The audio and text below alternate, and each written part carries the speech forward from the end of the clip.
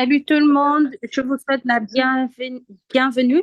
On va juste donner 1 à 2 minutes aux autres participants de se joindre à nous et nous allons commencer.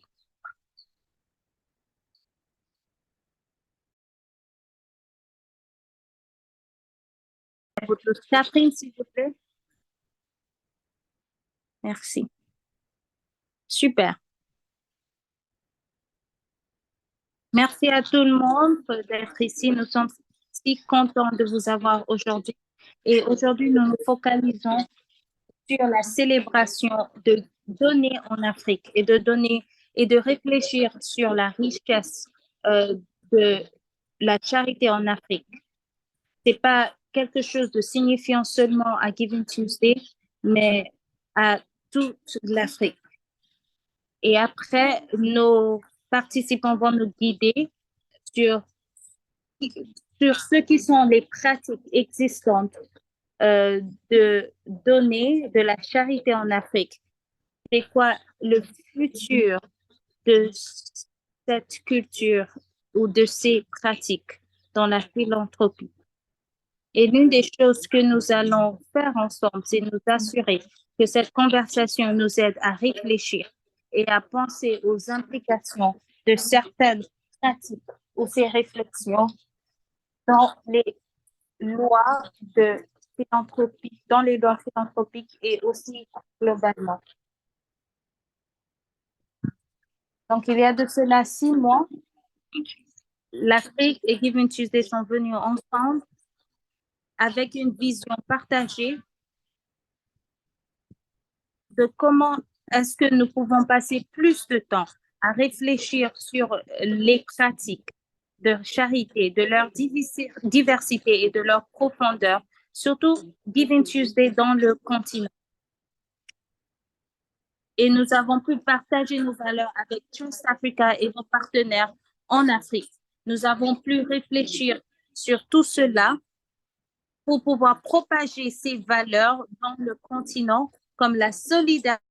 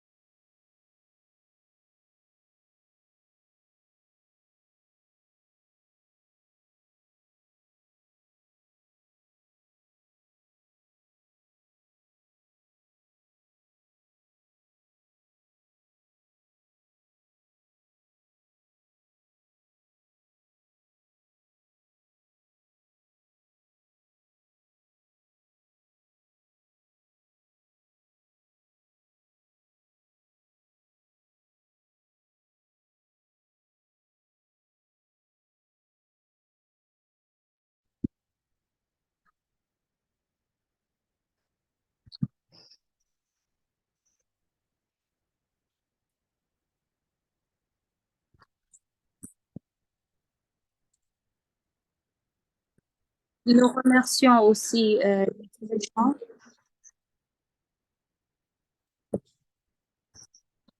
Nous remercions toutes les personnes qui ont contribué à cette réunion.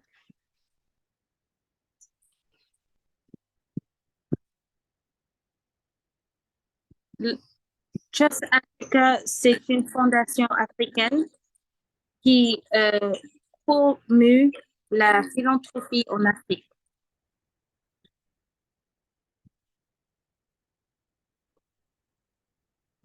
Et aussi, ça engage la philanthropie comme ça euh, se développe globalement, pas seulement en Afrique, mais partout dans le monde.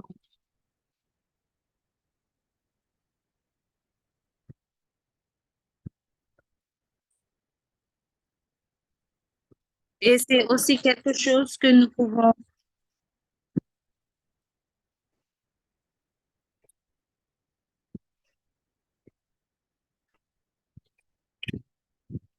c'est quelque chose qu'on utilise pour pouvoir avoir un trajet ou avoir un guide pour savoir comment la philanthropie se développe en Afrique. Mais ce projet en particulier, pour nous, c'est une grande opportunité pour continuer le travail que nous faisons déjà,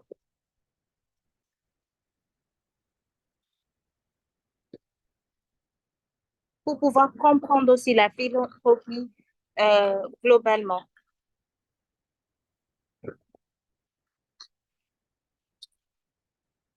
Parce que donner, c'est une manière euh, de répondre aux structures qui n'ont pas pu couvrir les besoins humanitaires.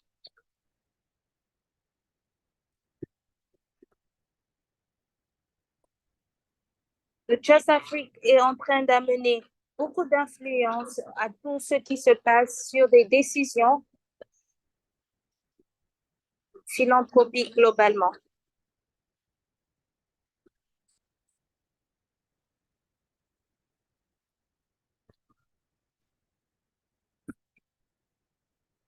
Et aussi, lorsque nous comprenons les données, les pratiques de données, cela pourra améliorer les pratiques globalement et aussi partout dans le monde. Je parle aussi d'un pays comme le Sénégal.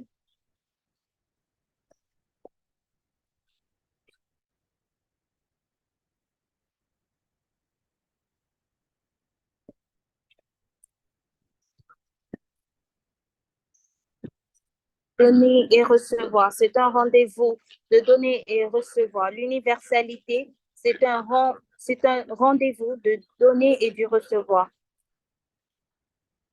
Donc, voici certaines pratiques de donner en Afrique.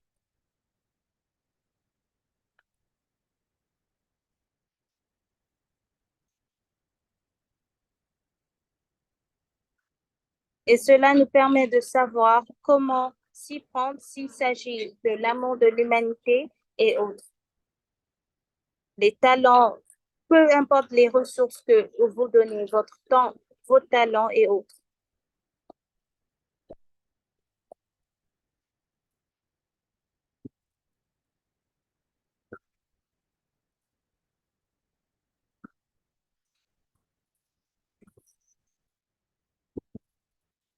Les traditions sont diverses, sont aussi beaucoup riches. Je vais donner deux exemples. Si vous voyez l'histoire de Malawi, par exemple,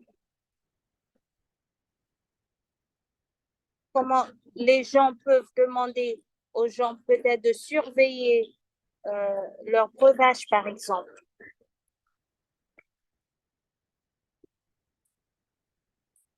Ils demandent aux gens de surveiller leur bétail. C'est quelque chose qui fait partie de la tradition. Nous l'avons en Afrique de l'Ouest.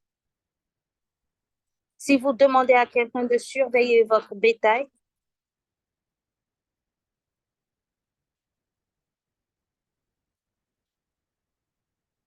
ça appartient à la personne qui prend soin de ce bétail et aussi au propriétaire. Le deuxième exemple,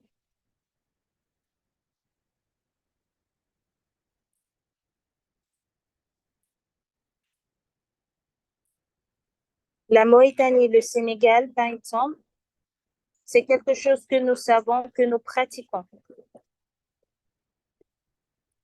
Plusieurs de ces pratiques du donné existent dans une grande géographie, dans plusieurs cultures. Nous partageons ce que nous avons et nous faisons cela.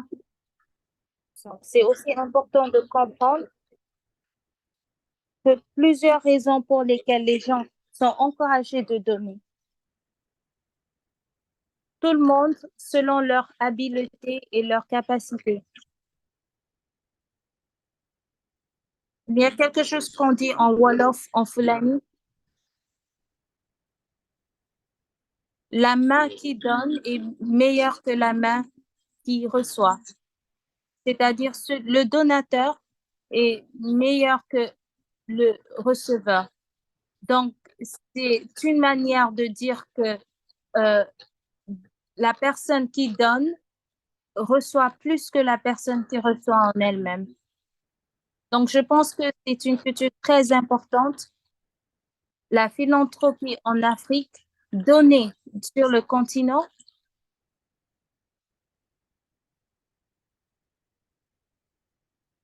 certains des acteurs de notre côté ont l'habitude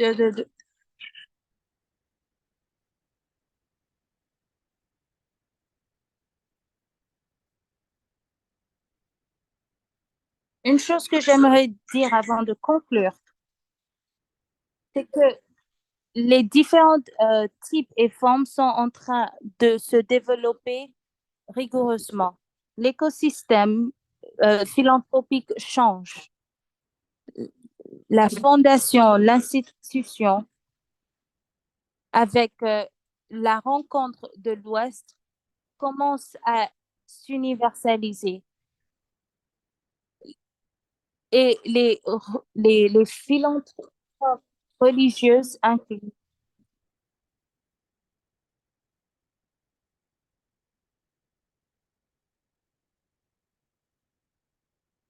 Donc, il y a peut-être des innovations à faire sur le niveau du donné aux côtés des États.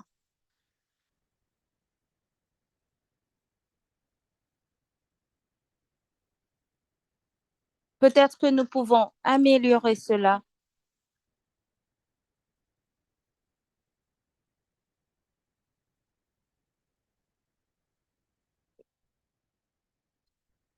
Nous comprenons que la philanthropie est une grande chose à faire, que tout le monde doit faire des efforts pour réfléchir aux manières de pouvoir avoir ces pratiques au-delà des limites de ces pratiques.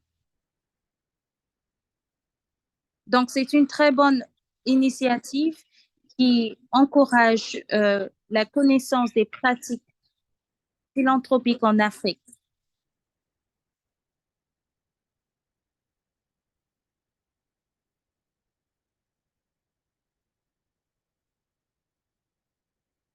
Nous avons certains de ces exemples comme Ubuntu et plusieurs autres pratiques de dons en Afrique.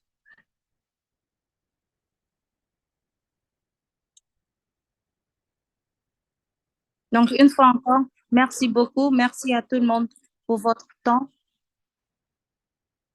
Merci à Giving Tuesday.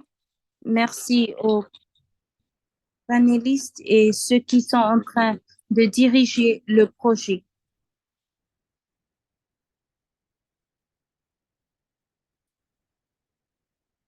Merci beaucoup, Catherine Ibrahima. Merci à tout le monde qui s'est joint à nous. C'est bien de voir beaucoup de personnes qui viennent toujours. Je vais demander à Bidemi encore une fois de remettre le lien au site web pour toute personne qui est intéressée.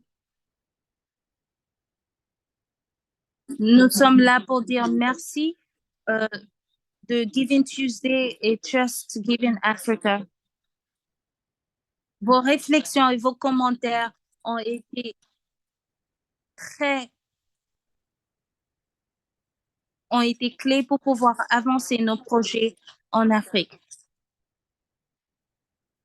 Nous avons pu discuter des sujets et des endroits que plusieurs personnes ignorent.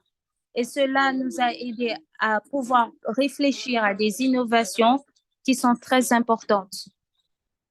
Merci à Giving Tuesday et aux équipes de Trust Africa, Catherine, Bidemi, Aimé. Merci pour tout le travail que vous faites derrière. Nous voulons aussi reconnaître le travail de Giving Tuesday et comme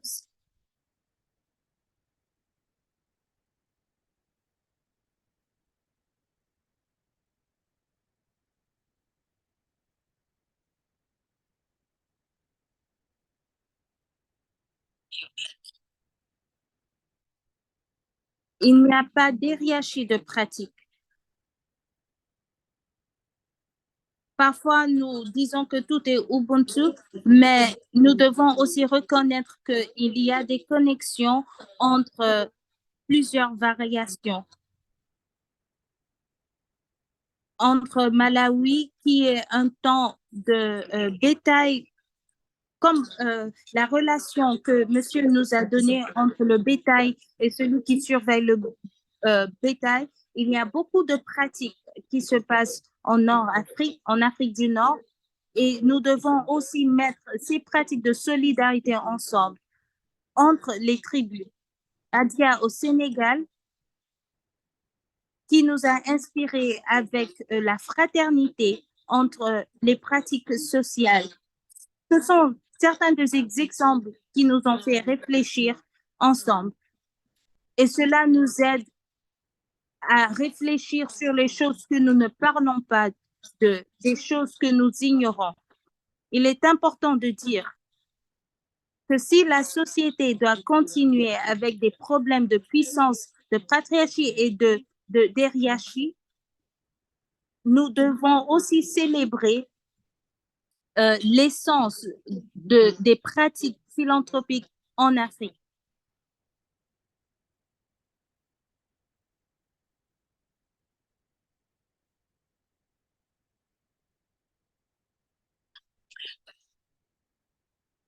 Comme nous allons continuer les conversations, vous pouvez avoir vos questions, vous pouvez nous les envoyer en message quand il est temps de donner des questions. Donc, nous allons inviter les 4 panélistes. Chacun a des expériences différentes et très particulières. Nous allons les souhaiter la bienvenue et merci d'être là avec nous aujourd'hui. J'aimerais à chacun de vous présenter. Vous allez nous dire pourquoi c'est très important de définir l'essence ou l'essence de donner en Afrique. Je peux commencer avec vous. Merci beaucoup à toute l'équipe et merci à Kalima. Merci à toutes les personnes qui se joignent à nous. Merci, merci beaucoup. Je m'appelle Kumbatu. Je suis la directrice de Trust Africa. Je suis écrivaine et je suis aussi féministe activiste. Et oui, pour moi, il est extrêmement important de souligner et de définir les pratiques de données en plusieurs raisons. D'abord,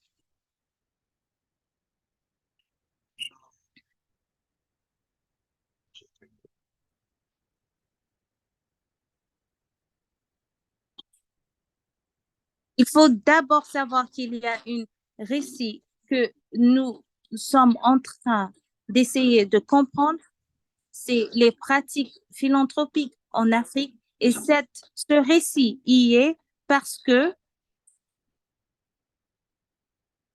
parce d'une certaine manière, c'est invisible, si je peux utiliser ce mot, pas seulement dans les ressources financières, mais aussi de temps. Ce n'est pas visible, ce n'est pas assez visible et c'est important de voir ou de montrer ces pratiques.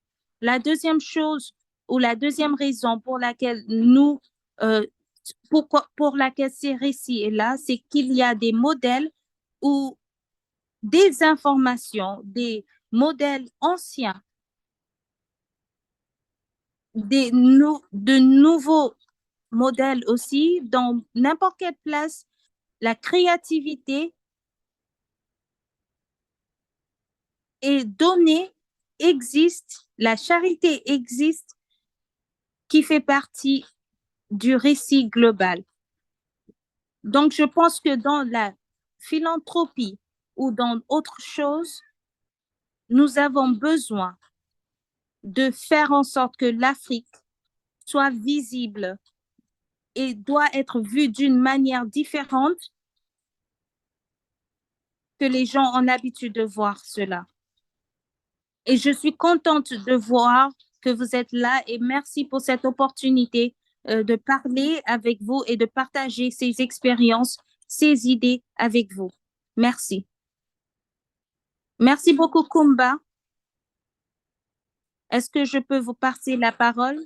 Merci. Je m'appelle Scoven et je suis le directeur partenaire de Giving Tuesday et je travaille dans la communauté en utilisant la philanthropie pour travailler dans les communautés et nous utilisons la technologie d'une manière pour organiser la philanthropie de plus de 20 ans. Pourquoi c'est si important de définir euh, donner en Afrique pour toutes les raisons que Kumba a mentionnées, je suis d'accord avec cela. Et aussi, en ce moment de dialogue global, de la délocalisation, il est important que nous ayons cette vue dans les cultures et les traditions qui existent déjà. Pour que la décolonisation, le récit de la décolonisation n'est pas seulement conduit par des personnes qui ne comprennent pas nécessairement nos cultures, qui n'ont pas vraiment la perspective. Ce n'est pas, c'est un fait et définir notre manière, nos pratiques peuvent nous aider à nuancer ces conversations. Et comme les générations plus jeunes commencent à être leaders, et qu'ils prennent ce récit, ils sont influencés par ce qu'ils voient sur TikTok et ce qu'ils voient autour d'eux. Et si nous voulons avoir un dialogue sur comment les cultures se développent d'une manière respectée, donc nous devons faire ce genre de travail. Nous devons définir et nous devons célébrer ce que nous avons l'habitude de faire, comme nous commençons à faire partie d'un environnement médiatique différent. Donc, merci beaucoup. Je suis d'accord avec ce que Kumba a dit et je viens d'ajouter d'autres suggestions. Merci beaucoup. Euh, j'ai eu beaucoup de personnes à poser des questions sur la décolonisation de l'Afrique. Donc, nous devons être spécifiques lorsque nous parlons de la philanthropie. Nous allons y revenir plus tard. Oui, je vous donne la parole, Marwan. Tu es toujours, ton micro est toujours déconnecté, Marwa.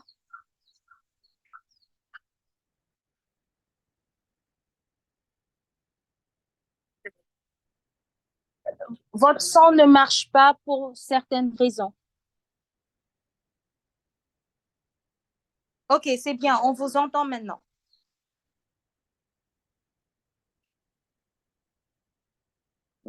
Merci, je suis Marwa.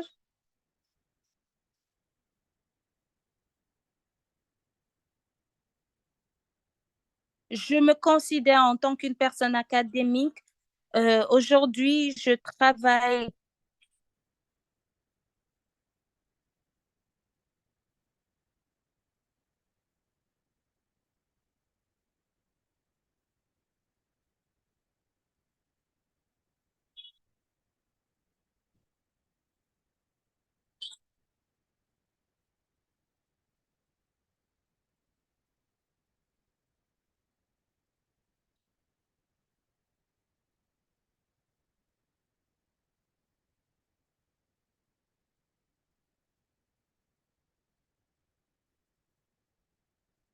Euh, le son de Marwa est un peu mauvais. Marwa, votre audio n'est pas très clair. Est-ce que vous pouvez nous aider à améliorer euh, votre audio? Est-ce que c'est mieux? J'essaie de parler fort. Dites-moi si ça marche.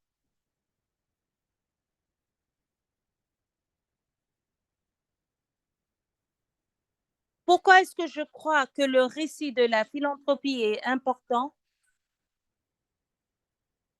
C'est important pour les études de la philanthropie et aussi pour pouvoir promouvoir la philanthropie en communauté et la philanthropie locale. Quand j'étais étudiante, je n'étais pas née en tant qu'enseignante, j'étais étudiante dans une université aux États-Unis et je me demandais quels sont les modèles euh, de développement en Égypte qui sont en place. Et parce que nous sommes un pays,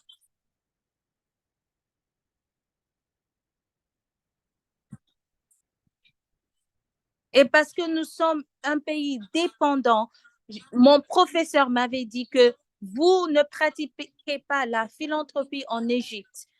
Vous ne donnez pas, vous ne donnez rien aux autres pays. Et je lui ai dit que ce n'est pas possible. Il a dit non, vous n'avez pas de référence. Et à ce point-là,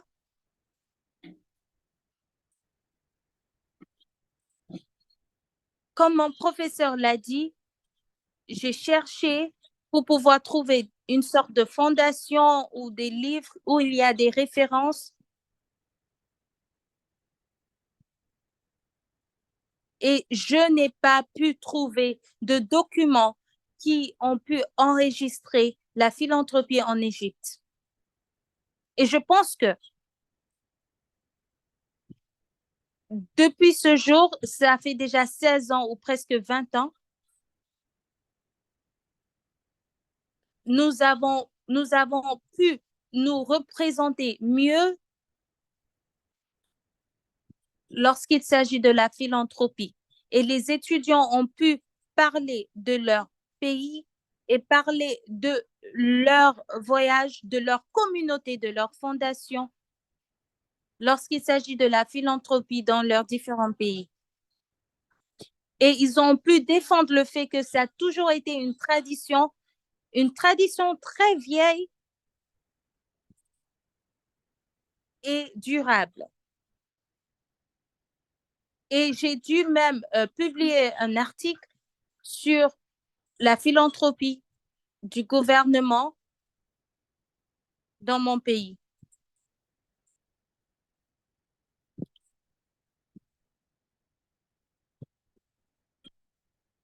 Et c'est là où la différence est venue. Lorsque vous regardez en vous et que vous pouvez embrasser vos forces et les montrer ou les rendre visibles et créer des modèles pour pouvoir rendre cela visible pour les autres, cela sera plus apprécié et célébré. Nous avons plusieurs modèles, nous avons plusieurs euh, pratiques de philanthropie dans nos pays. Donc, pour moi, le récit est très important. Merci beaucoup, Marois. Merci beaucoup. J'espère que vous pouvez m'entendre. J'écoutais mes collègues et j'aimerais vraiment dire et reconnaître que Bria est si fatigué. Je connais la pression qui se trouve euh, dans son bureau.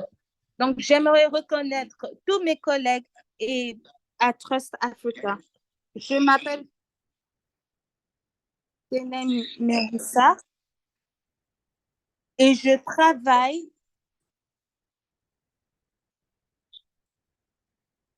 travaille sur les bords de l'académie. Je ne peux pas m'appeler un académique, mais j'ai le courage ou j'ai l'opportunité de travailler dans les deux régions. La raison pour laquelle je dis cela, c'est parce que je pense que même pour nous en tant que communauté de philanthropie, les pratiquants académiques, nous devons revenir, rappeler aux philanthropiques académiques comment est-ce que l'Afrique donne, comment est-ce que nos pratiques de donner est, est là depuis des années. Ce n'est pas influencé par les traditions euh, euh,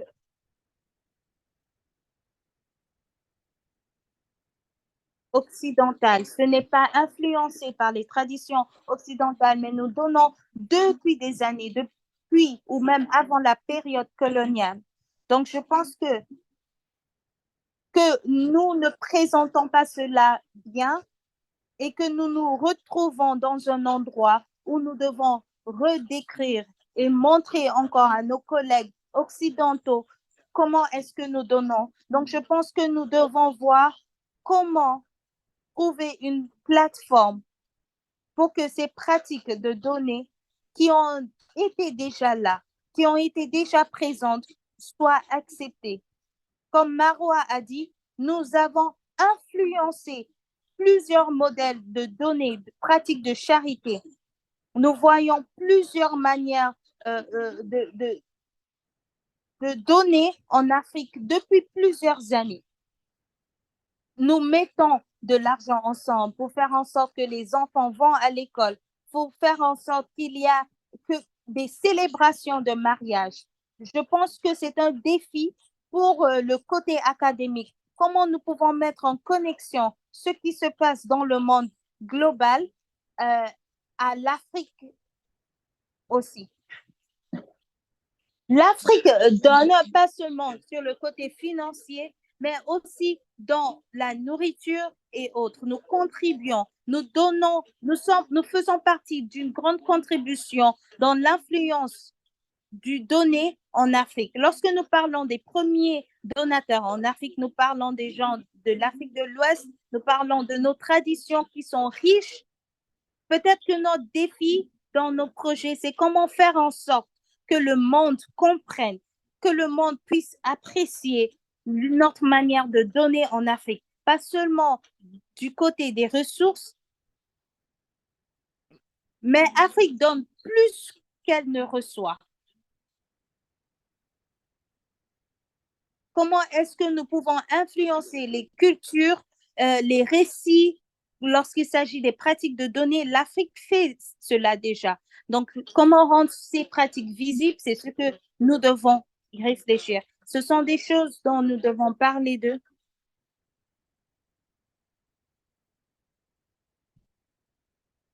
Nous parlons des pratiques et les traditions de données en Afrique.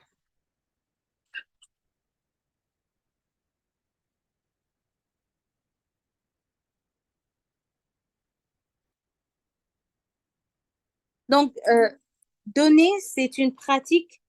Est-ce que vous pouvez parler un peu de ça?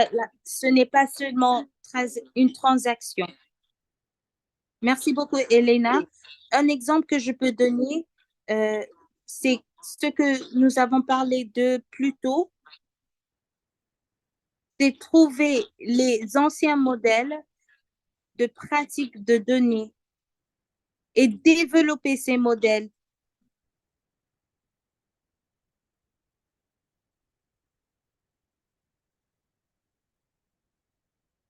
Il ne s'agit pas de prendre juste un modèle et dire voilà ce modèle que nous allons utiliser. C'est juste pour faire comprendre aux gens qu'il y a une manière, il y a différentes manières de donner. Je pense que parce que je vis dans une certaine communauté, une fois par mois, nous donnons du poisson à chaque fois. Mais quand ils reviennent, ils vendent le poisson, les poissons, et ils peuvent. Mais lorsqu'ils viennent au bord, une fois par mois, tous les poissons qu'ils ont pu avoir, va, vont aux communautés, sont donnés aux communautés. Et cela, c'est comme une fondation pour redonner à la communauté, au peuple. Donc, cela peut être pour des individus, euh, pour répondre à certaines crises. C'est une tradition très vieille.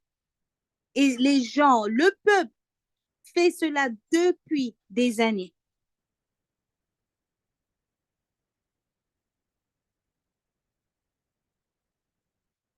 Mais il faut comprendre qu'il n'y a pas euh, une forme d'accord. Ce sont des choses que les gens font parce qu'ils aiment le faire et ils veulent redonner aux autres. Il y a des gens qui viennent toujours au bord et ce sont des personnes vieilles qui viennent pour pouvoir pêcher et il y a de plus jeunes personnes qui viennent aussi pour pêcher.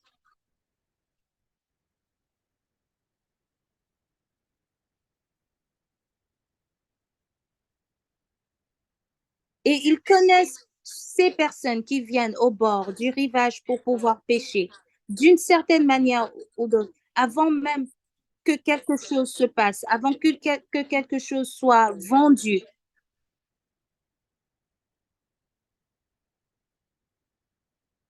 Ils font une pratique, ok, ils partagent quelque chose à ces personnes qui sont au bord. Et c'est quelque chose qu'ils font à ces vieux, à ces vieilles personnes qui ne peuvent pas pêcher elles-mêmes. Et aussi, nous avons des gens qui ne sont pas en bonne santé et ces personnes sont malades mentalement et ils ont aussi leur partage parmi ces poissons que les jeunes viennent pêcher. Et même les femmes qui vendent, la plupart d'entre elles ont des codes et ces codes vont partout dans ces communautés.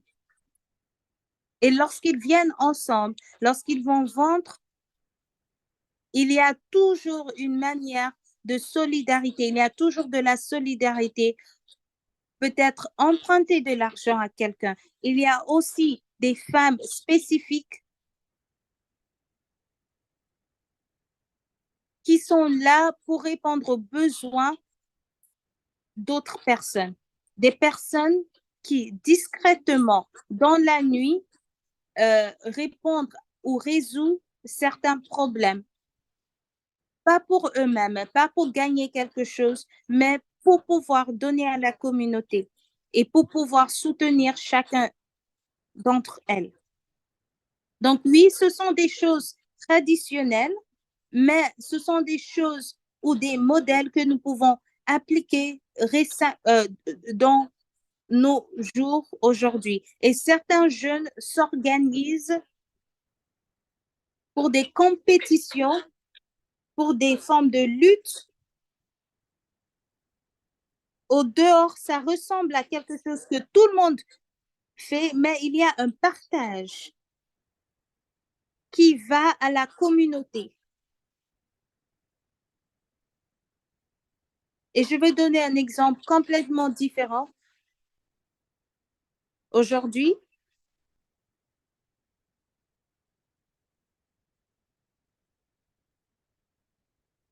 un groupe, par exemple, qui fait du textile, c'est quelque chose de très moderne, par exemple.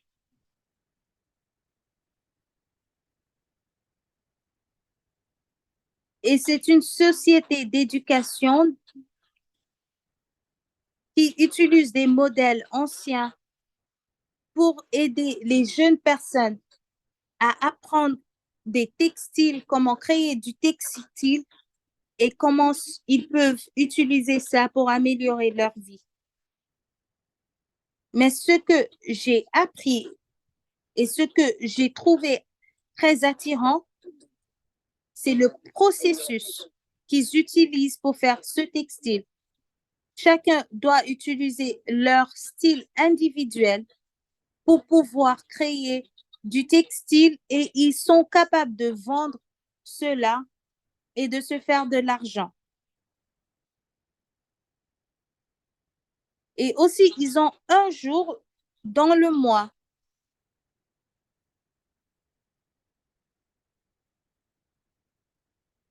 où ce qu'ils font ce jour, tout le travail qu'ils font ce jour, l'argent qu'ils gagnent ce jour est redonné à la communauté.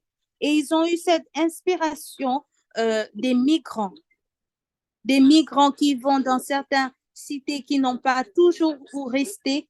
Ils ne sont pas avec leur famille et tout, mais lorsqu'ils se réveillent, ils trouvent d'habitude que des gens sont partis vendre certaines choses. Il y a un partage de cet argent, de l'argent qu'ils ont gagné, qu'ils donnent à la femme qui cuisine dans la maison. Ce partage, ce n'est pas seulement pour la cuisine, mais pour pouvoir aider les gens qui mangent de cette marmite. Dans ce textile ou cette école du textile qui ont adapté ce modèle des migrants, ont décidé de choisir un jour où tout ce qu'ils gagnent retourne à la communauté. Et je vais terminer en disant que même dans la spiritualité, dans le système de croyance, la manière de donner, c'est de rester dans une relation avec des gens, avec des personnes, avec des personnes qui ne sont plus. Et la seule manière de rester en relation avec les morts, c'est de continuer à donner. Donner à des personnes que vous ne connaissez pas, donner à des personnes qui en ont besoin. Mais le but ou cette vision de donner, c'est de redonner à ces personnes mortes ou ces personnes à qui vous êtes connectés. Et je peux continuer encore et encore sur les pratiques de croyances que nous avons dans nos sociétés. Mais c'est pour dire que donner, c'est conduire ou construire une relation.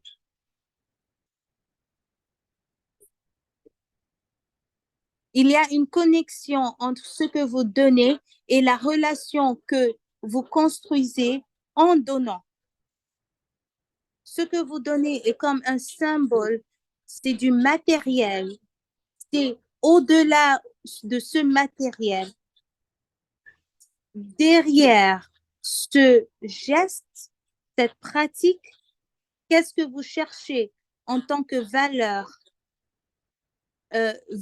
de soi et de satisfaction? Il s'agit aussi de donner dans le futur, comprendre et vivre. C'est presque comme semer des semences. Vous avez perdu quelque chose en semant, mais vous savez que d'une manière ou d'une autre, vous allez avoir en retour parce que cette semence va grandir, va vous donner des fruits et multiplier. Ce que vous donnez va revenir et vous ne savez pas qui en bénéficiera, qui aura ce partage.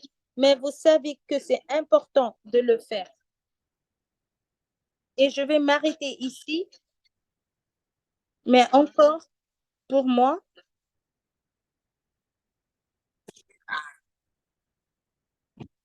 nos manières, nos manières de donner sont différentes et diverses.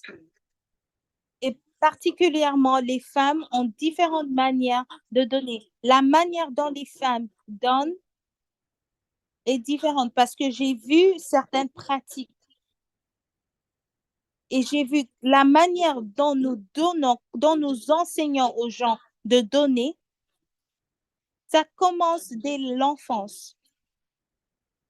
Et c'est en recevant que nous apprenons à donner. Et d'habitude, les premières donatrices dans les familles sont les femmes. Soit l'allaitement, la langue, jouer avec l'enfant. La plupart du temps, ce sont les femmes qui sont les premières donatrices dans la famille, dans le foyer. Elles savent comment donner. Donc, il est important de regarder ce côté et comment cela peut affecter l'influence ou notre manière de parler des dons en Afrique. Merci beaucoup pour ces exemples très riches et aussi les racines. Marois, je te vois en train de sourire et je suis d'accord que cela résonne beaucoup avec la manière de donner en Afrique du Nord. Donc, donner, ce n'est pas quelque chose qui est vu euh, naturellement ou normalement. Donc, comment est-ce que vous pouvez voyager personnellement lorsqu'il s'agit des pratiques de donner dans votre communauté? Est-ce que vous voulez que je parle des défis ou qu'est-ce que vous voulez que je dise? Ok, je vois qu'il y a beaucoup de résonance dans ce que Kumba est en train de dire, l'esprit de solidarité. Et euh,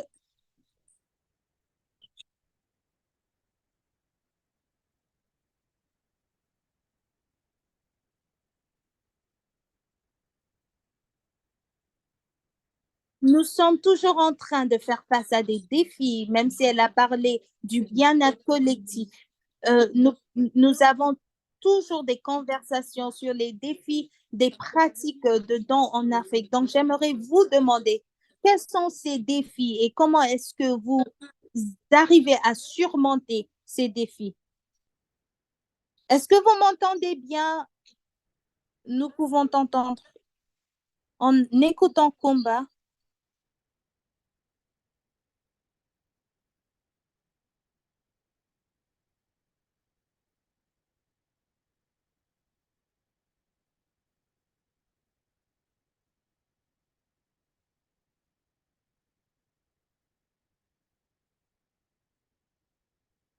Je ne veux pas dire que c'est un complot, mais nous avons un défi même dans les dons que les femmes font. Ce n'est pas visible et c'est un problème. Et lorsque vous regardez ce dont les gens parlent des Arabes, des Africains, des musulmans, ils ne parlent pas de l'importance qui, a, qui est faite, l'importance des dons par les femmes. Et c'est quelque chose de très important que nous devons commencer à parler de. Nous devons voir ces modèles comme des modèles durables parce que ce sont des formes de dons.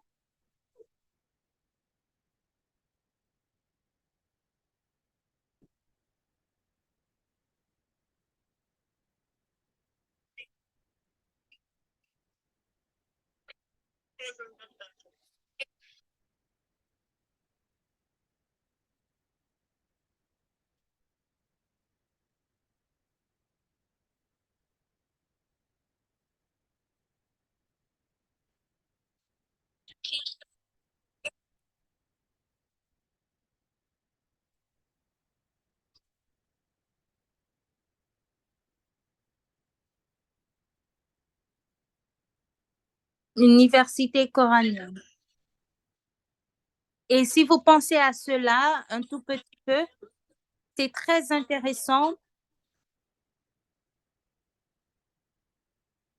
Cela a été fondé par une femme qui était qui s'appelle Fatima et elle a fait du bon travail. Donc nous devons montrer ces concepts ou ces modèles au monde.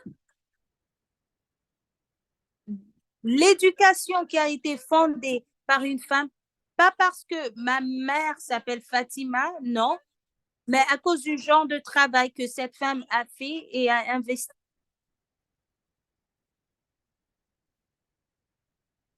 Parce que ça a été, cette université aussi appartient à une femme en même temps.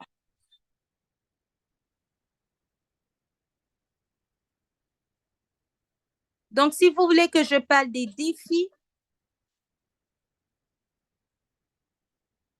pourquoi est-ce que les femmes dans notre parti, dans notre région, ne sont pas appréciées? Pourquoi est-ce que les femmes dans notre région africaine sont vues comme des femmes juste soumises et c'est tout?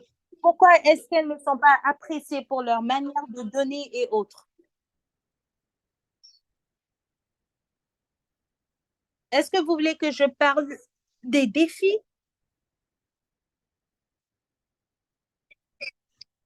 Tout ce que nous faisons est donné à d'autres personnes. Tout ce que nous faisons de bien est accrédité à d'autres personnes.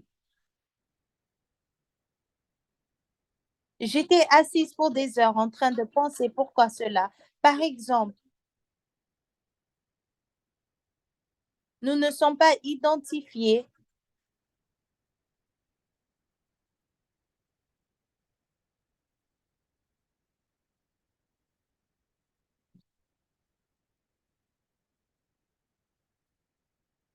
Je pense que nous devons déjà commencer un récit sur les pratiques de don par les femmes du côté de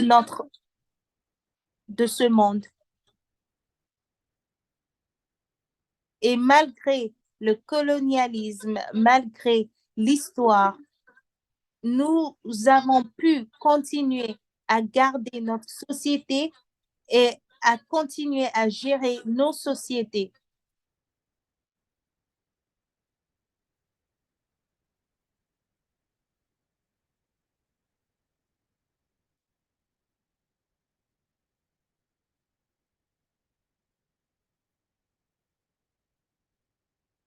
Et nous avons plusieurs de mystères autour de nos pratiques de données et les gens continuent à donner leur meilleur, continuer à donner à leurs voisins, à leurs amis et même à des personnes qui ne connaissent pas. Lorsqu'ils voient une personne ou un étranger qu'ils ne connaissent pas et qui ont besoin de l'argent, nous donnons.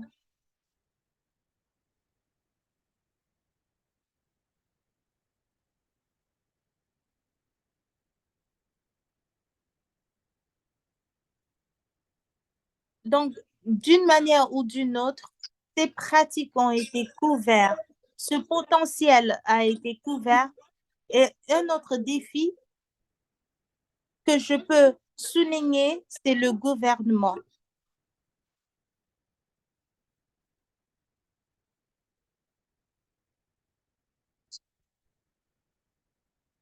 La plupart du temps, le gouvernement veut être à la tête de tout ce qui se passe, même la philanthropie.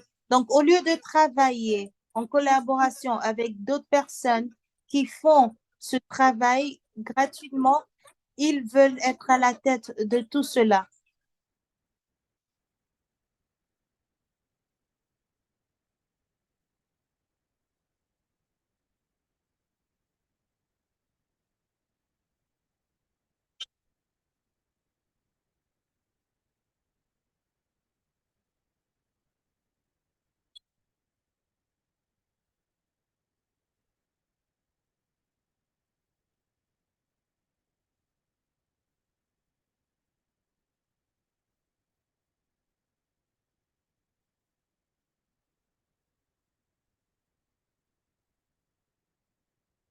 Donc, ce sont des défis que nous retrouvons partout dans l'Afrique,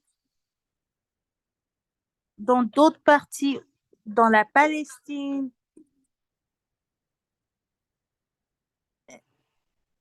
C'est une femme qui a fondé une grande université en Palestine, mais cela n'est pas reconnu.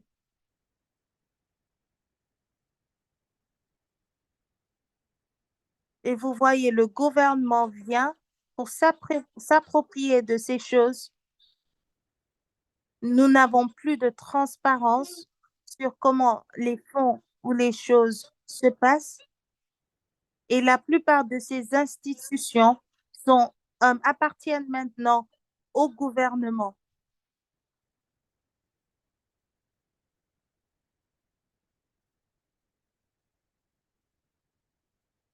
Et ces systèmes qui sont très riches,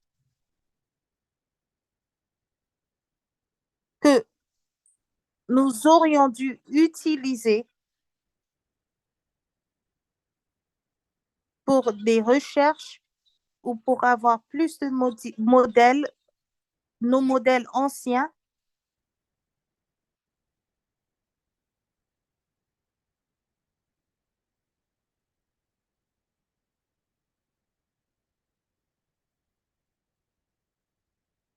Excusez-moi, le son n'est pas trop bon. Est-ce que vous pouvez lui dire de me donner le son, s'il vous plaît? L'audio. Merci. Voici le pouvoir de la philanthropie et cela peut être euh, très puissant. Merci beaucoup, Marois.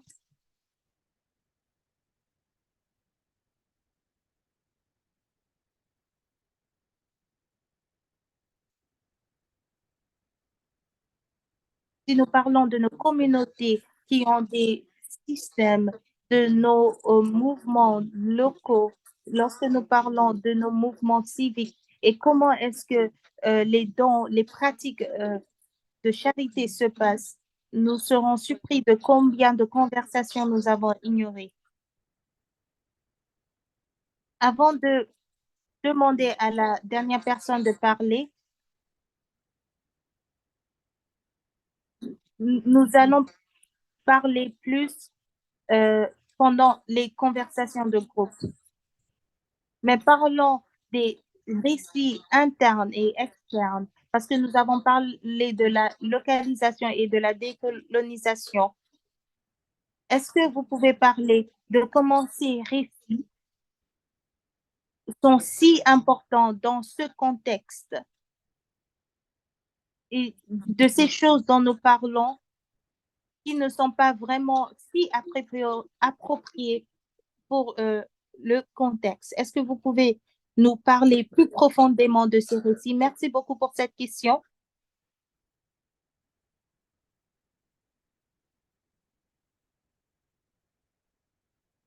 Je pensais euh, à ce que Audrey a dit dans son livre, Les outils du maître. Et lorsque la question est venue, je pense que lorsqu'il parle des récits, et la présentation, qui est-ce que nous essayons d'influencer et pourquoi? Et quel est le but? Parce que on peut ignorer ces personnes dans le côté global et ignorer le fait que l'Afrique n'était pas colonisée. Bien sûr qu'Afrique a été colonisée. Et je pense que la philanthropie d'Afrique peut être même colonisée. Je parle de la génération jeune qui vient à cause du monde digital et comment les gens sont en train de voir ces pratiques. Donc, on peut ignorer ce côté et continuer à euh, construire la philanthropie autour de nous et je pense que ça serait une bonne vie. La majorité des personnes qui donnent sur la planète ne viennent pas d'organisations, ne viennent pas de fondations, ce sont des individus qui le font. Et je pense que nous ne valorisons pas assez les 4 milliards de personnes qui donnent dans le monde. Donc, nous parlons 1000 fois plus de récits plus définis qui sont présentés et des citoyens qui donnent sans parler de genre de choses dont nous avons parlé dans ces jours que Combat a souligné dans ces récits en termes de résistance qui sont encore plus larges. Donc, nous pouvons nous focaliser sur cela. Mais si notre intérêt est d'être influencé, le récit global, donc nous devons faire plus de travail à penser de nos valeurs, à réfléchir à nos valeurs.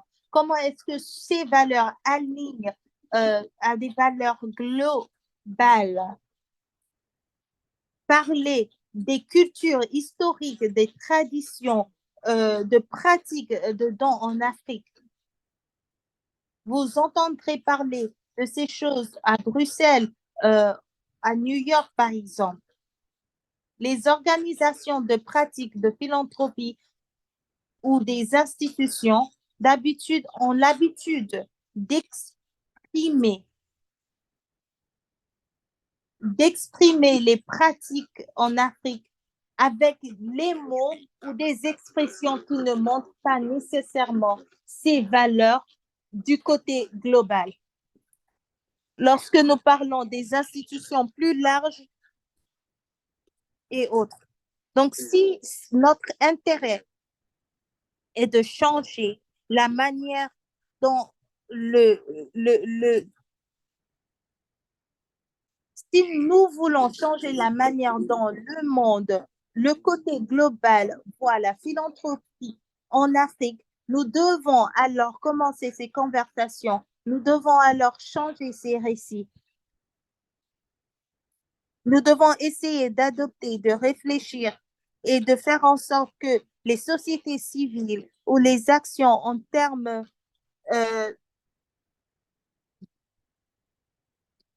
de communautés locales puissent être mises en valeur.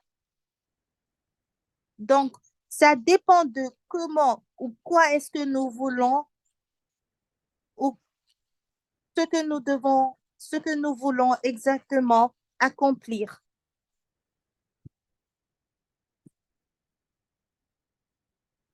Pourquoi les gens mettent en valeur certaines relations, certains partenariats et autres. C'est déjà une étape. Quel récit exactement nous voulons entendre? Est-ce que c'est un récit africain ou nous voulons changer la conversation globale? Donc, pour que les régions dans les différentes sociétés veulent voir. Oui. Merci beaucoup pour ces conversations. Je pense pour changer cela un peu différemment. Quel est le but de la philanthropie pour nous en Afrique? Quelle place occupe la philanthropie en Afrique? Et aussi le deuxième objectif de cette discussion, si vous regardez la philanthropie en Afrique, ce n'est pas un arrière-pensée. Une arrière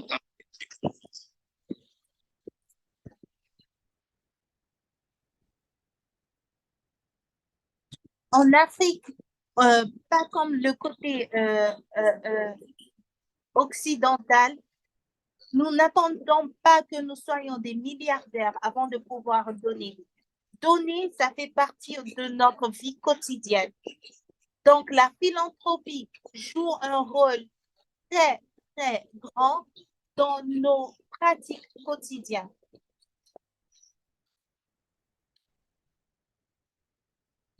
Personne n'est laissé en arrière lorsqu'il s'agit de la philanthropie en Afrique. Comme en Zimbabwe, nous utilisons ce que nous appelons Elima Nimble, qui est pour le bien collectif.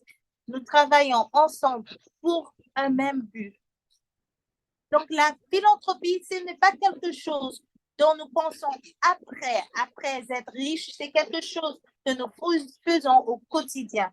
Par exemple, en Afrique du Sud, c'est un grand défi. Les communautés seront les premiers euh, répondeurs lorsqu'il s'agit de ce concept.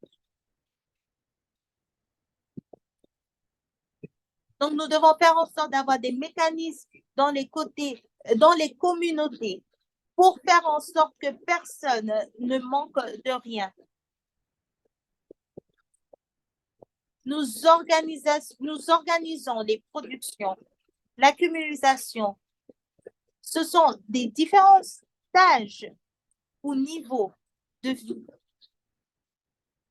Et nous essayons d'avoir des infrastructures autour de nos routes, autour de nos ponts, pour faire en sorte que les autres qui en ont besoin peuvent avoir. Donc, c'est comme ça que nous organisons la philanthropie d'une manière globale. Donc, mais les philanthropies qui sont dominants attendent qu'il y ait assez avant de pouvoir donner. Mais nous avons compris que cela fait partie de notre vie quotidienne. Donc, c'est une différence fondamentale.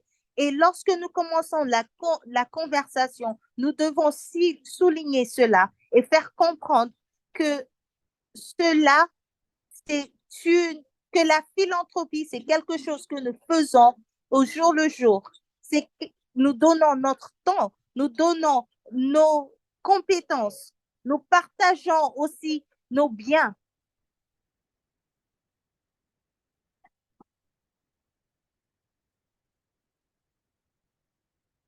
Est-ce que nous allons seulement parler du passé ou du présent ou du futur? Comment est-ce que ces choses qui se sont passées affectent nos vies quotidiennes? Qu'est-ce que nous avons ce que nous avons appris du passé et qu'est-ce que nous voulons utiliser pour le futur? C'est très important parce que pour une structure ou un étudiant de la philanthropie,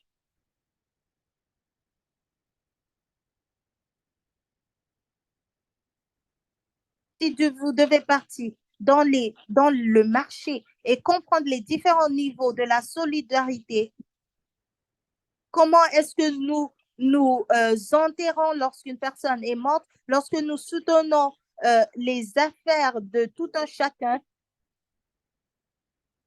c'est une manière de présenter nos intérêts, nos ressources et comment nous regardons tout un chacun. C'est une manière de regarder la philanthropie dans nos communautés, de regarder les organisations. Donc, c'est une différence importante. Donc, pour nous, la philanthropie, c'est quelque chose au quotidien. Ce n'est pas quelque chose que nous pensons après certaines choses. C'est quelque chose que nous faisons journalièrement et qui existe en Afrique.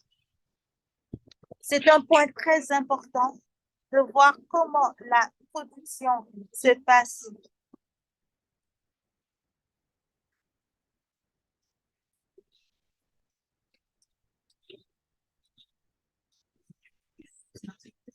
Il y a tendance de séparer notre manière de donner ou mettre ou comparer notre manière de donner à l'occidental.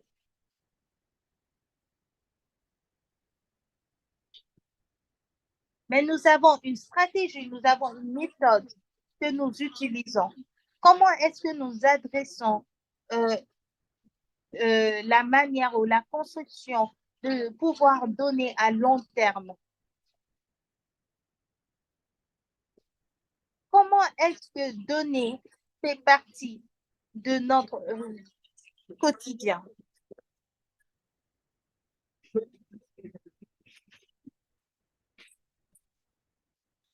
Il y a d'autres sociétés en Afrique, en Amérique du Sud, en Malaisie et autres. Comment est-ce que nous pouvons intégrer notre manière de donner? Parce que nous avons des valeurs communes ou données et intégrées dans leur jour quotidien, dans leur vie quotidienne. Ils ont des racines communes. Donc, est-ce que c'est spécifique seulement à l'Afrique ou c'est aussi quelque chose qui est vu dans le monde entier? Je vais demander aux autres de venir et poser des questions. Nous savons que nous donnons de différentes manières.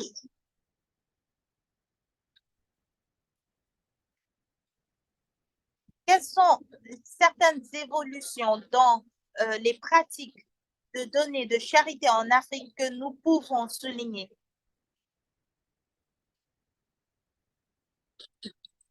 Merci beaucoup.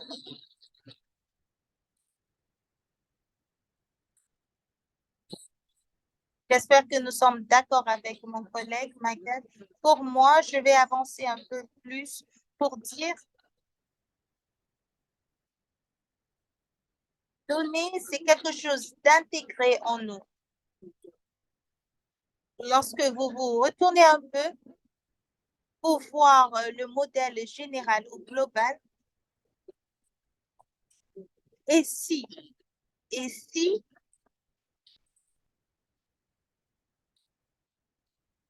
nous faisons en sorte que les gens n'ont pas besoin de la philanthropie, et si nous prenons soin de chacun d'entre nous pour que personne n'ait besoin de la philanthropie. Donc, cela nous ramène à l'affaire de justice.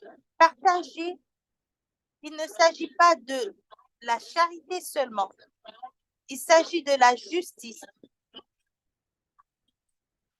Il s'agit de ne pas permettre aux gens d'accumuler si tant, beaucoup. Ils se croient les seuls à construire la philanthropie. Mais aussi, il s'agit de faire en sorte que les gens ne se sentent pas exploités, que des gens prennent beaucoup d'entre eux qui se retrouvent dans cette situation. Et si la philanthropie s'agissait d'arrêter la colonisation, s'agissait d'arrêter l'exploitation, s'agissait d'aimer les gens. Donc, cela doit nous apporter très loin, loin des origines. Ce que nous faisons, comment nous traitons les gens pour qu'ils deviennent des personnes que nous pouvons aider. Pour moi, c'est un autre côté que nous devons regarder. Et oui, les modèles, nous pouvons parler des modèles ruraux ou urbains. Nous pouvons parler des agriculteurs, des pêcheurs et autres. Ce sont certains modèles que les gens peuvent utiliser et faire.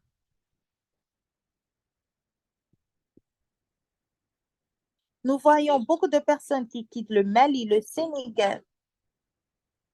Ils ne pêchent plus. Ils ne sont plus des agriculteurs. Mais les principes de faire en sorte que les gens ne tombent pas du côté, de faire en sorte que la dignité des gens reste. Parce que c'est une manière de donner de l'argent à une personne qui est pauvre, mais le travail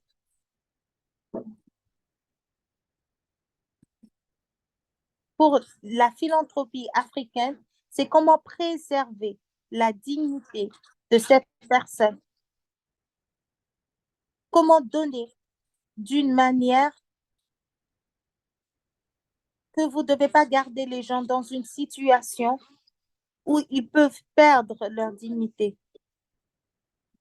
même pendant les crises. Je donne des exemples de certaines personnes qui se cachent pour prendre de la nourriture, qui mettent des nourritures dans les cimetières pour pouvoir donner aux autres, pour que personne ne sache qu'ils sont en train de partager ces nourritures. Nous parlons de préserver la dignité de ces personnes parce que nous sommes responsables de cela.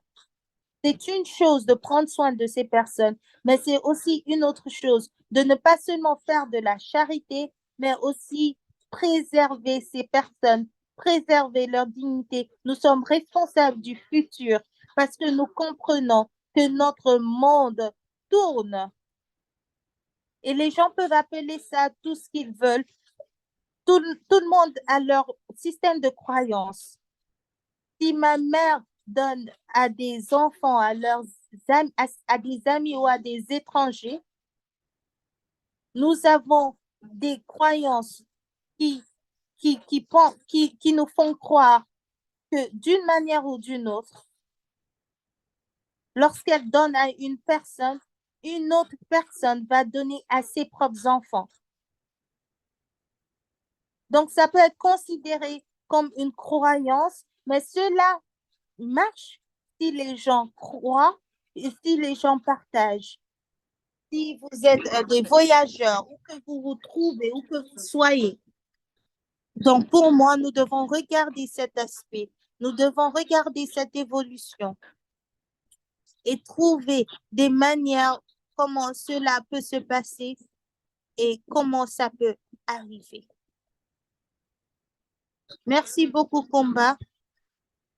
C'est une manière très, c'est une manière très belle de décrire la philanthropie africaine.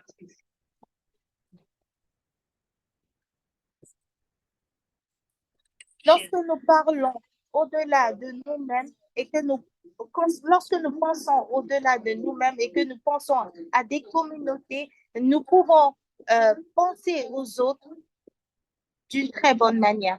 Nous voulons toucher quelque chose de très intéressant. Vous avez parlé de la justice et de la dignité. C'est quelque chose que je vous apprécie d'avoir parlé de. Christine, j'ai parlé de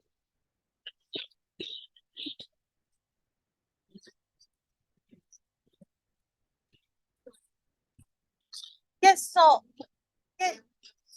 que la matrice, parce que nous avons essayé de quantifier quand nous étions en Afrique, ce que les gens donnent lorsqu'il s'agit des compétences, du temps et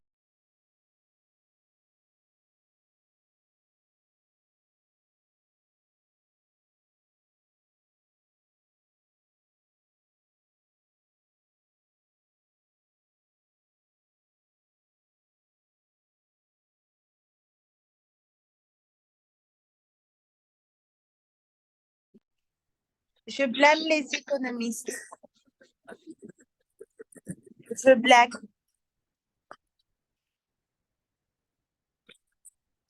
Je pense que la professionnalisation de la philanthropie dans le côté nord global n'a pas vraiment son sens. Nous devons être spécifiques de qui est-ce que nous parlons lorsque nous parlons de la philanthropie. Il y a des milliards de personnes dans le monde qui intègrent donner dans leur vie quotidienne. Nous devons respecter cela. Ça fait partie de la philanthropie. Lorsque nous parlons d'essayer de quantifier les choses, je pense que c'est parce que nous avons un groupe de personnes dans leur désir de dire qu'ils sont en train de faire leur travail, essayent de quantifier les choses. Ils sont responsables à un donateur et on leur a fait confiance pour pouvoir dire qu'ils sont en train de faire un bon travail. Et comment dire que vous êtes en train de faire un bon travail? La manière de montrer que vous faites un bon travail, c'est de compter et de montrer et de quantifier et de faire quelque chose qui n'est pas vraiment capitaliste. Et je crois, pour une personne qui a travaillé aux États-Unis, qui a travaillé en dehors des États-Unis, a pu voir plusieurs ethnies et pouvoir plusieurs pays qui donnent de différentes manières, essayer de quantifier ces pratiques. Vous ne pouvez pas atteindre le but.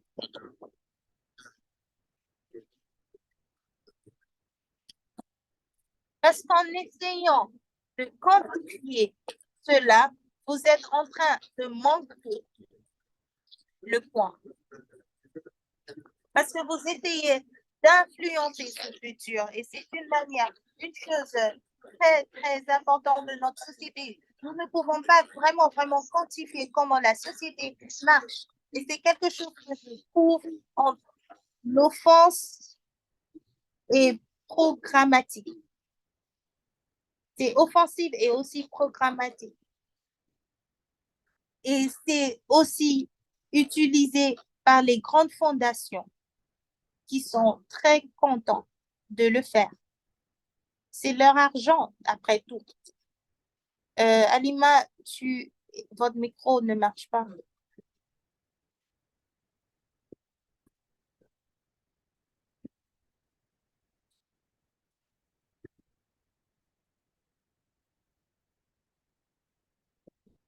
Donc, qu'est-ce que nous devons faire pour changer cela?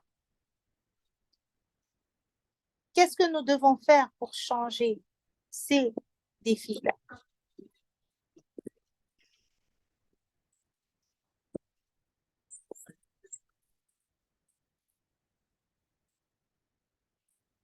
Je pense qu'il faut travailler de deux manières. Continuer le travail que nous avons déjà avec les partenariats, avoir plus d'histoire, avoir plus de recherche, faire plus de travail et comprendre cela. Et aussi faire plus et avoir, euh, nous devons faire plus de travail. Et je pense qu'une autre chose à faire, et cela nous fait retourner aux questions que nous avons posées, et comprendre qui est-ce que nous devons ou nous voulons communiquer à qui est-ce que nous parlons, qui est-ce que nous voulons influencer et quel est le but, quel est notre objectif exactement. Et créer ces espaces, nous partons de nos histoires et comment nous pouvons intégrer ces histoires ou ces pratiques ou ces institutions et nous essayons d'aligner ces valeurs de ces histoires aux pratiques que nous voyons.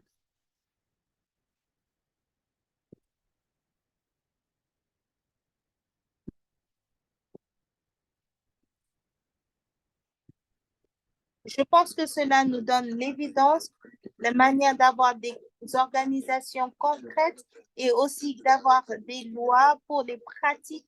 Et c'est aussi le début de ces choses pour que nous ne nous retrouvons pas en train de faire ces mêmes erreurs. Merci, Chris. Et Prima, vous faites cela depuis très longtemps, depuis plus de 15 ans, lorsque nous avons ces conversations.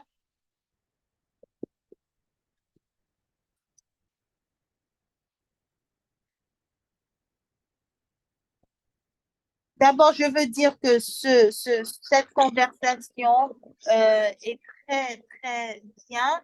Je suis contente de voir comment cette conversation éclaire beaucoup de choses.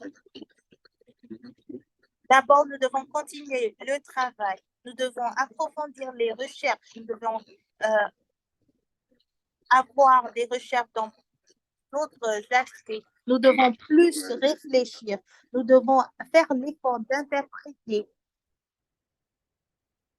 qu'est-ce qui se passe dans la philanthropie, dans d'autres aspects. Nous devons approfondir les réflexions.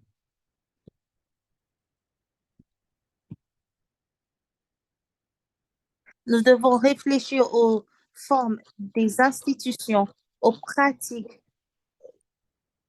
aux lois. Je pense qu'il y a aussi une manière de regarder, comme je l'ai dit,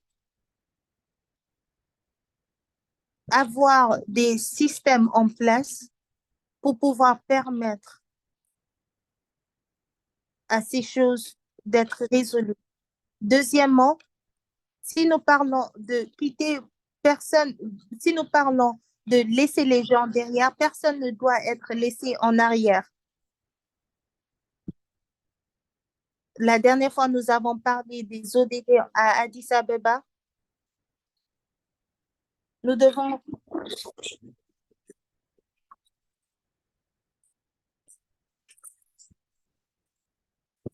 comprendre que la performance des ODD, il ne s'agit pas seulement d'atteindre les buts, mais faire en sorte que tout le monde s'y attaquent, pourquoi intégrer. Notre intérêt, c'est quoi exactement notre intérêt? Nous voulons rendre la vie meilleure à tout le monde. Nous voulons faire en sorte que les conditions de vie de tout le monde soient meilleures. Pour d'un côté, c'est de faire en sorte que ce dont nous parlons, la solidarité, c'est la solidarité, la philanthropie, et faire en sorte que tout le monde jouisse de cela, faire en sorte que les gouvernements euh, sont en train de respecter cela.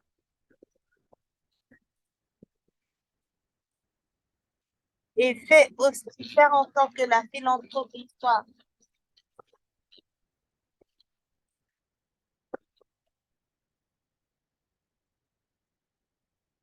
faire en sorte que la philanthropie soit anticipée. Nous savons c'est quoi les défis démocratiques, nous savons les défis des organisations. Donc, nous essayons de reconsidérer tout cela. C'est quoi le futur de l'éducation? C'est quoi le futur de ceci et de cela? La philanthropie existe en Afrique dans différentes manières, mais comment est-ce que cela est démontré? À la fin des saisons pluvieuses, par exemple,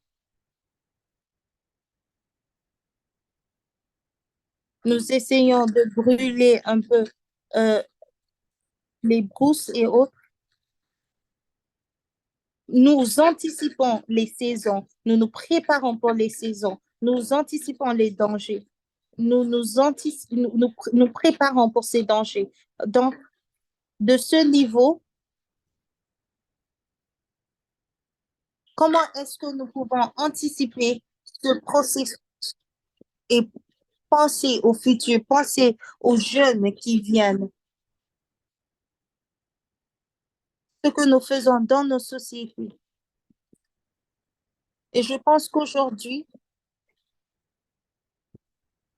il y a aussi le côté du digital qui influence le côté moderne. Nous avons la philanthropie du côté rural, du côté urbain. Comment est-ce que nous pouvons euh, avoir,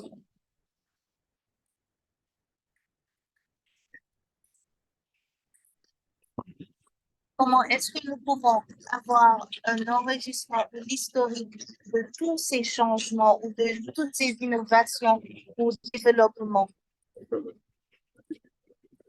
et faire en sorte que ces choses travaillent pour nous et faire en sorte que nous pouvons accomplir nos objectifs. Merci, merci à tout le monde.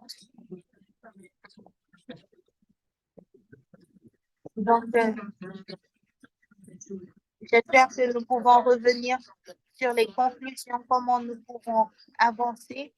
Nous allons permettre à tout le monde de parler pour partager vos commentaires, vos questions. Il y a beaucoup qui se passe dans les messages et vous serez avec moi. Vous pouvez lever vos mains pour pouvoir donner des commentaires, pour pouvoir aussi poser des questions et nous dire ce dont vous en pensez.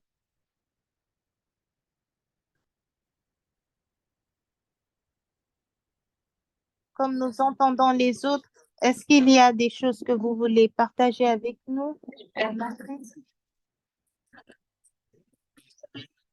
C'est un grand plaisir d'être là. Enseigner, c'est un don et apprendre, c'est un privilège. Travailler sur ce projet,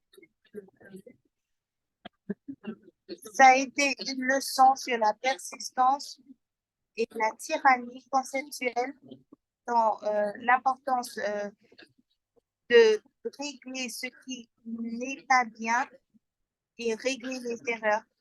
Et j'espère pouvoir soutenir ce projet et pour les Africains, apprendre comment mes outils peuvent être des limites parfois. Et j'espère que nous allons continuer ce projet ensemble et continuer à travailler avec d'autres personnes et faire en sorte que ces outils soient améliorés. Donc, c'était ma réflexion quand j'écoutais tout le monde.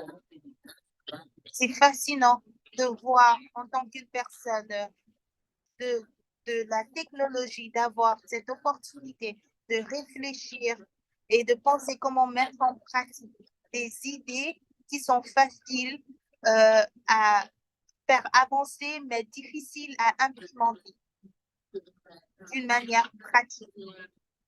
Merci beaucoup. Et je reviens à votre question et j'espère que l'enrichissement sera partagé aux articles existants. Malia, est-ce que vous pouvez commencer d'abord?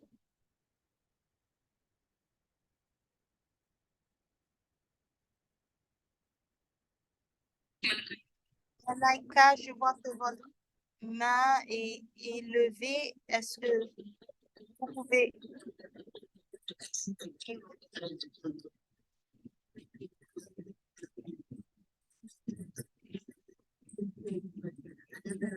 Bon, pour la question de Malaika, elle dit qu'il est vraiment intéressant de voir comment les femmes, en particulier en Égypte, jouent un rôle clé dans la philanthropie et les dons. Ma question est la suivante. Comment les jeunes femmes peuvent-elles y contribuer? Donc, est-ce que quelqu'un peut répondre à la question avant que le puissions continuer? Allô? Leila, oui, vous pouvez poser votre question.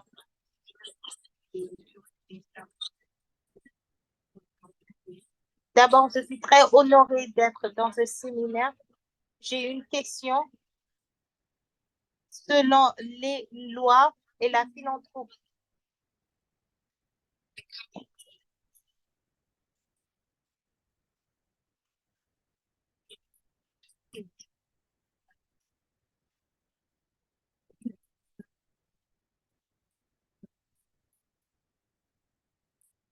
comment est-ce que nous pouvons tirer parti avec la philanthropie et les lois qui ont été mises en place sur des questions de...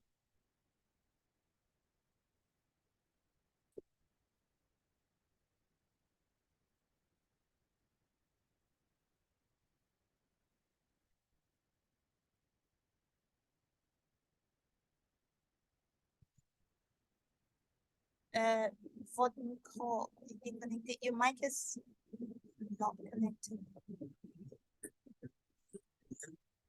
Oui.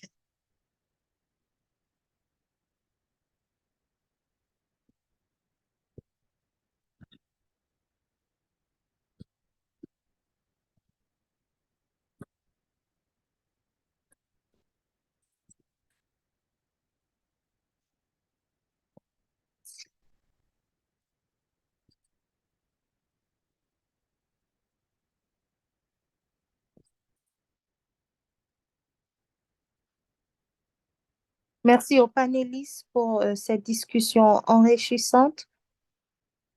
J'aimerais ajouter que, est-ce que vous pouvez m'entendre maintenant?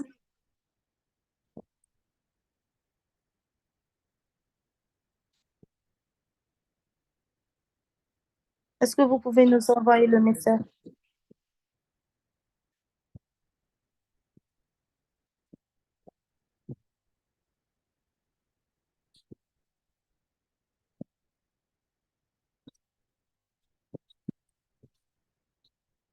Ouais, est-ce que vous pouvez continuer, s'il vous plaît? Merci, Halima. C'est vraiment fantastique, une conversation fantastique. J'ai un commentaire et une question sur certaines considérations ou des choses dont je pensais que je pensais. Mon commentaire est,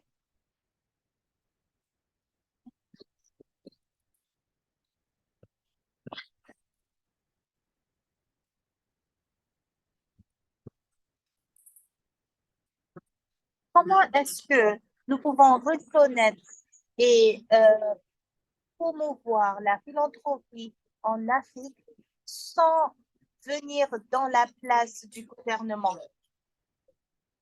Je pose cette question parce que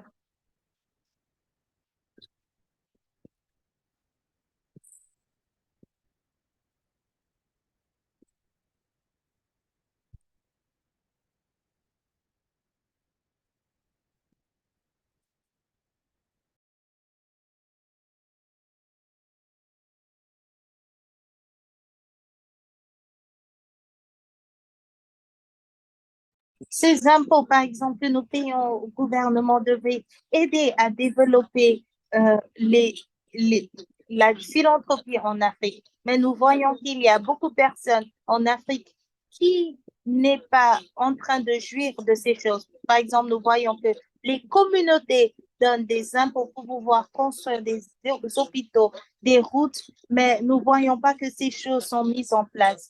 Donc, comment est-ce que nous pouvons euh, promouvoir la philanthropie sans que le gouvernement n'y s'oppose? Et la deuxième question, c'est que nous voyons que des jeunes personnes qui sont autour, qui viennent, la jeune génération, est-ce que ces mêmes valeurs de dons ont été passées à cette jeune génération? Est-ce qu'ils donnent de la même manière ou est-ce que c'est quelque chose que nous devons réfléchir à parce que quelqu'un a parlé d'anticiper la philanthropie. Vous savez, dans les prochains 30 ans, 40 ans, prochains 30 ans, 40 ans, est-ce que la philanthropie sera la même? Surtout dans les aspects urbains, il y a beaucoup de personnes qui n'ont pas, qui ne veulent pas être des volontaires ou des bénévoles pour quelque chose. Donc, si quelqu'un qui est jeune ne veut pas être volontaire, comment est-ce qu'il pourra donner ou redonner à la communauté ou contribuer? Donc, c'est quelque chose que nous devons réfléchir à, que nous devons regarder. Oui, nous avons une manière ou des systèmes de comment les choses se passent en Afrique, mais la génération prochaine, est-ce qu'elle va pouvoir continuer? Je ne sais pas, je me demande. Donc, c'est quelque chose que j'aimerais savoir ou avoir une réponse à. Merci. Merci beaucoup pour ces questions. Marois, est-ce que nous pouvons commencer avec vous? Est-ce que vous pouvez poser des questions là, vous pouvez répondre à la première question qui a été posée. Comment est-ce que nous pouvons changer ce récit des femmes? Est-ce que vous pouvez m'entendre?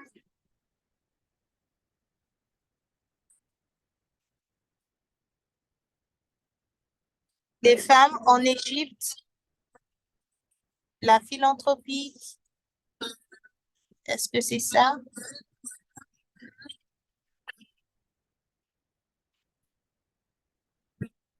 Ma réponse sera que oui, elles donnent. Les femmes donnent en Égypte.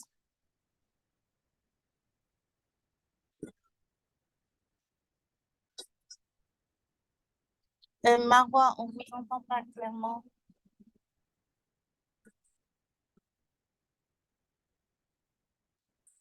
Marois, on ne vous entend pas. Est-ce que vous pouvez parler plus fort ou régler votre audio?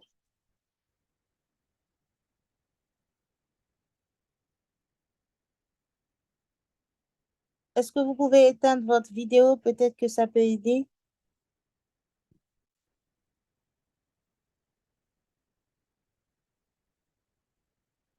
Désolé, Marois voyage et sa connexion n'est pas trop bonne.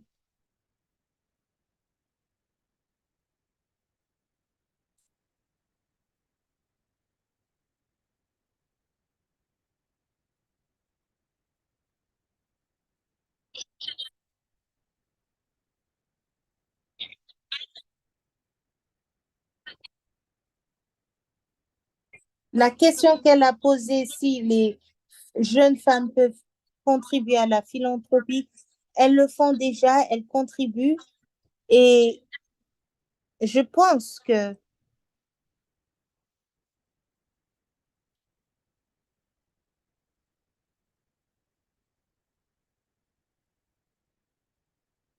Marois, on ne vous entend toujours pas.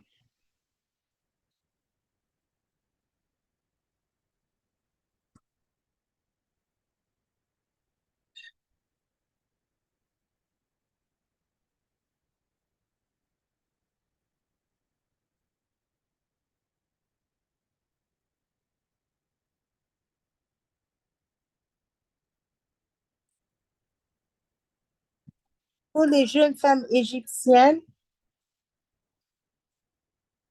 ils ont besoin de connaître le récit sur la philanthropie.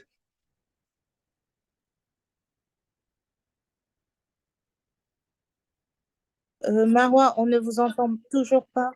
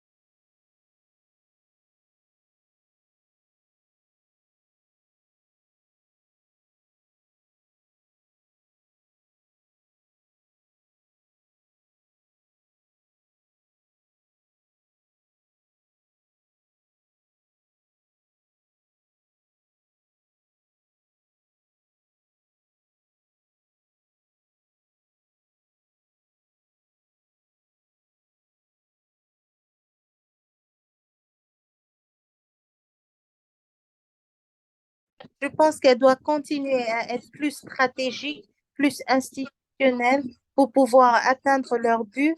Et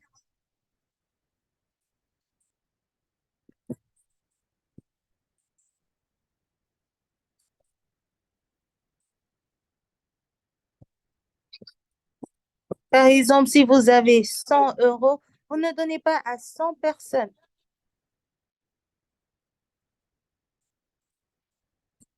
Vous pouvez avoir de l'argent donné à une famille qui pourra mieux utiliser cela pour avoir plus de capital et autres.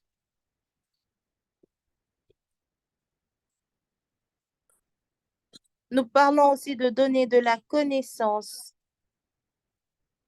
éduquer les gens, faire des projets qui peuvent leur donner un soutien durable,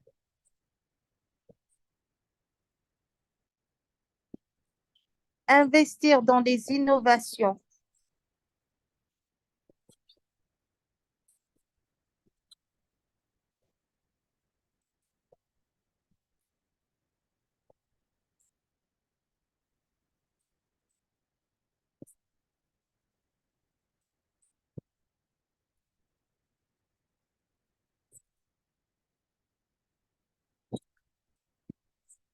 Peu importe combien de personnes nous essayons d'aider, milliards de personnes, nous devons changer les lois pour faire en sorte que nous pouvons atteindre plus de personnes, pour pouvoir influencer le travail de milliards et de milliards de personnes. Et cela pourrait aider à investir et pourra influencer comment le gouvernement voit les choses, comment nous pouvons travailler et améliorer la philanthropie dans nos pays. Parce que c'est toujours compliqué. La plupart du temps, euh, les lois par nos gouvernements ne sont pas vraiment considérées.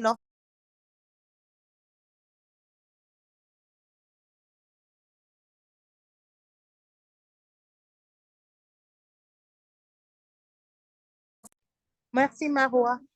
Désolée de te couper.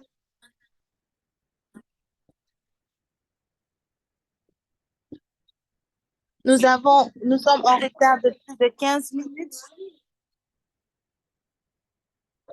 Nous devons avoir une conversation après cela.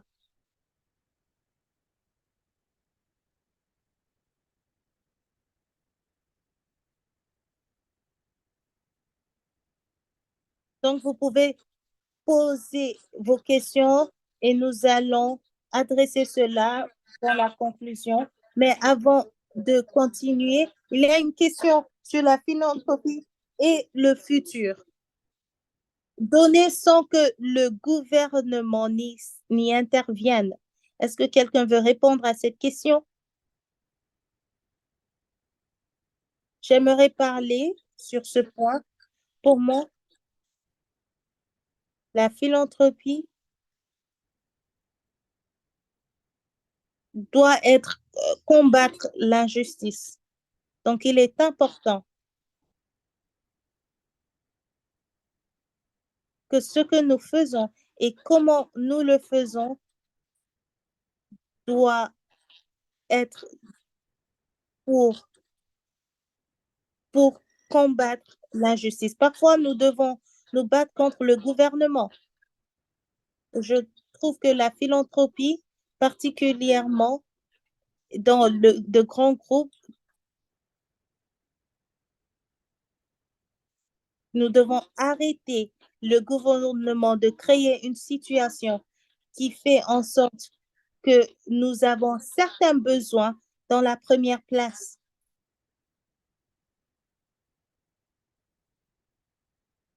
Et même si nous parlons de la valeur et du modèle de la philanthropie, je pense que s'il y a n'importe quelle chose que nous devrons apprendre de cela,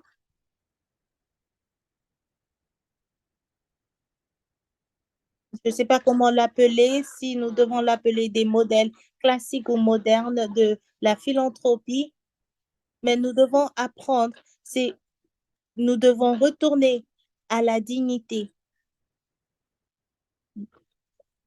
combattre la création où les personnes que nous aidons perdent leur dignité. Comme en Afrique de l'Ouest, nous travaillons pour, contre l'insuffisance financière. Les gens sont en train de combattre pour la réparation. Vous devez aller jusqu'au bout pour pouvoir élargir ce que nous sommes en train de faire avant que nous puissions voir un changement. Et quelqu'un parle des jeunes, plutôt. Le risque de la colonisation de la philanthropie africaine est vrai. Aujourd'hui, le modèle qui est promu, c'est d'abord devenir riche avant de pouvoir être philanthrope. Et oui, nous avons beaucoup de jeunes Africains qui pensent que nous devons être riches avant de donner. Que j'arrive de à ce niveau pour que je puisse devenir une bonne personne et que je puisse donner en retour. C'est un défi. Nous devons nous assurer de raconter des histoires et leur dire c'est quoi la philanthropie pour que ça devienne une norme, ça devienne quelque chose que les jeunes euh, font et qui puissent faire. Lorsque quelque chose est fait d'une certaine manière, beaucoup de personnes peuvent aller. C'est notre travail de faire en sorte que nous n'allons pas nous arrêter jusqu'à ce que nous arrivons à un certain niveau, parce que nous sommes responsables pour chacun d'entre nous. Et voilà le début et la valeur que nous devons partager et montrer. Merci. Il y a plus de questions que nous avons.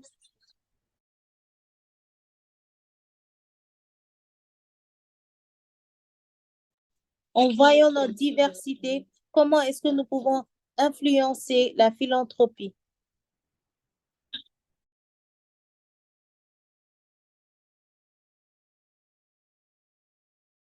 Voyons que nous avons la diversité en Afrique. Comment est-ce que cela peut aider dans la philanthropie?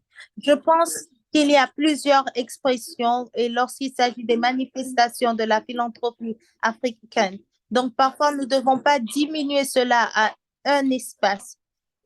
Nous devons regarder c'est quoi le paradigme de la philanthropie en Afrique. Donc, c'est aussi une action, un agenda que nous avons. Donc, il y a deux choses. La philanthropie elle-même, c'est un secteur. Et la philanthropie, c'est aussi une manière d'avoir des lois plus équitables et justes pour des ressources que nous pouvons mesurer et que nous pouvons utiliser pour avancer le mouvement et améliorer les conditions de vie dans l'agriculture et autres. Donc, la philanthropie,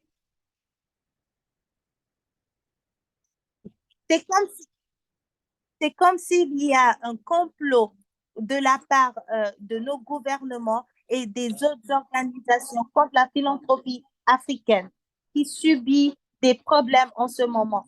Donc, nous devons savoir, nous devons sensibiliser et faire en sorte de 2 $ à 2 milliards de personnes et plus de personnes. Donc, je ne pense pas qu'il y a une force qui est en ce moment en train de faire en sorte que nous puissions mobiliser ces choses-là.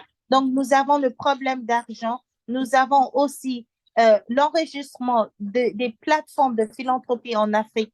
La troisième chose, c'est que nous sommes euh,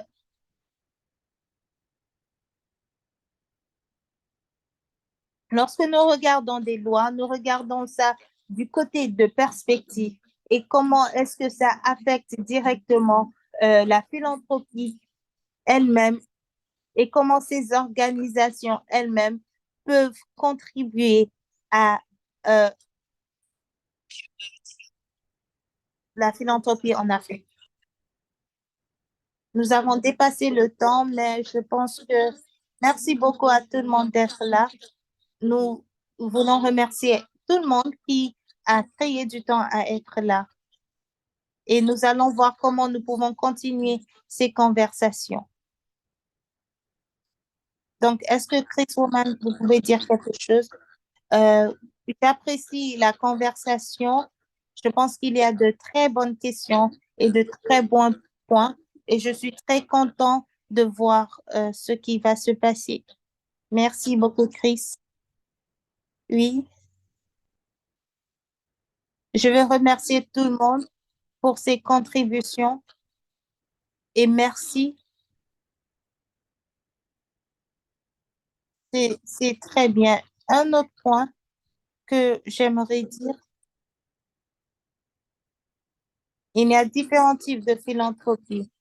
Il n'y a pas de limite à la philanthropie. Nous parlons des gouvernements, tout ça. Il y a beaucoup de travail à faire.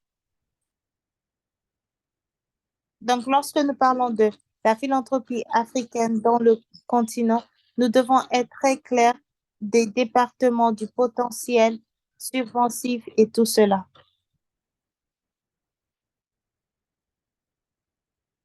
Et certains aspects de philanthropie sont les bienvenus. Nous devons aussi pouvoir encourager et remercier certaines pratiques de philanthropie de la part du gouvernement.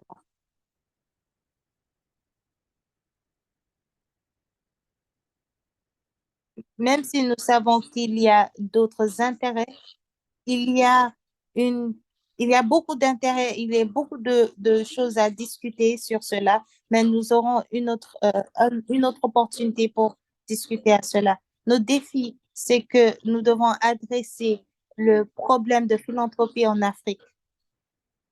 Mais j'ai appris, enseigné beaucoup et merci beaucoup.